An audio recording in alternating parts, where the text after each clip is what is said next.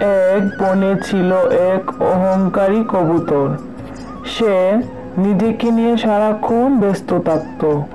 সে নিজেকে নিজেই অনেক শক্তিশালী সুন্দর মনে করত, তাই কারো সাথে বন্ধুত্ব করত না।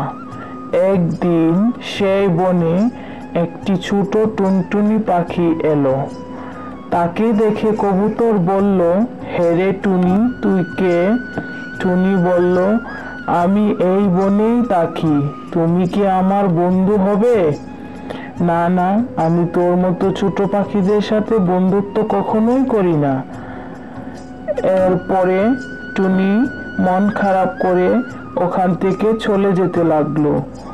সে নিজের বাসার ওদিকে চলে গেল।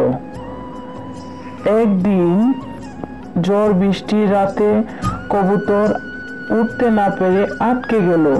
তারপর টুনি তাহাকে দেখে সাহায্য করলো এবং এখান থেকে নিয়ে গেল।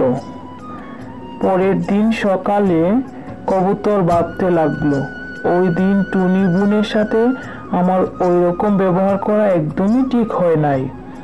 ওর কাছে আমার ক্ষমা চাওয়া দরকার। সে কথা বলে কবুতর টুনির বাসার দিকে রওনা দিল।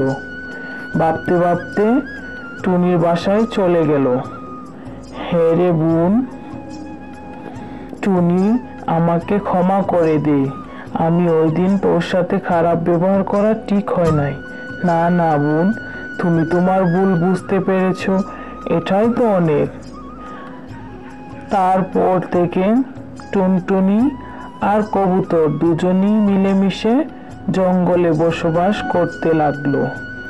তাই ছোট্ট বন্ধুরা, তোমরাও কখনো কারো সাথে খারাপ ব্যবহার করো না কিন্তু, তাহলে তোমাদেরও বিপদে পড়তে হবে।